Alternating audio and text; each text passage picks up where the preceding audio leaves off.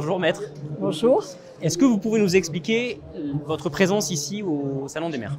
Alors, notre comité départemental des Alpes-Maritimes de la Ligue contre le cancer a un stand pour promouvoir son action en faveur des plages et des espaces sans tabac.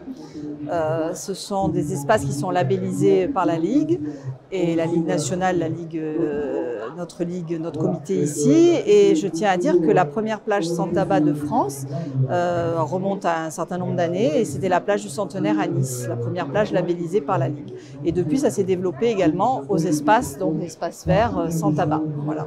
Donc il y a beaucoup de communes maintenant qui adhèrent à cette demande de labellisation. Et par exemple, à Cagnes-sur-Mer, on en a inauguré une cet été. Ils ont pratiquement toutes leurs plages qui sont labellisées par la Ligue et qui sont des plages sans tabac. Voilà, donc c'est important pour lutter contre les addictions, contre le tabagisme, sensibiliser les jeunes, etc.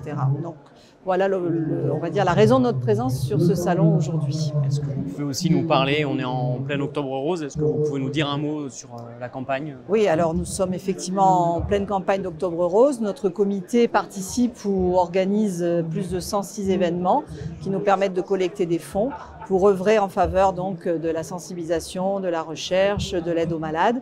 Et ce qui est quand même inquiétant, c'est que notre département se situe 10 points en dessous de la moyenne nationale du taux de dépistage avec 39,4%, alors qu'on est à près de 49% au niveau national et que la France elle-même se situe en bas du classement européen.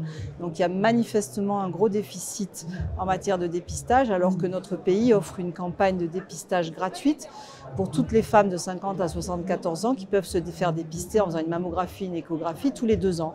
Et on essaie de comprendre en finançant des études en fonction des quartiers, des catégories socio-professionnelles, pourquoi certaines femmes, qui sont quand même très nombreuses, ne participent pas à cette campagne de dépistage. Alors qu'il faut savoir que si un cancer du sein détecté de manière précoce grâce au dépistage, il est guéri à 9 chances sur 10 de guérison.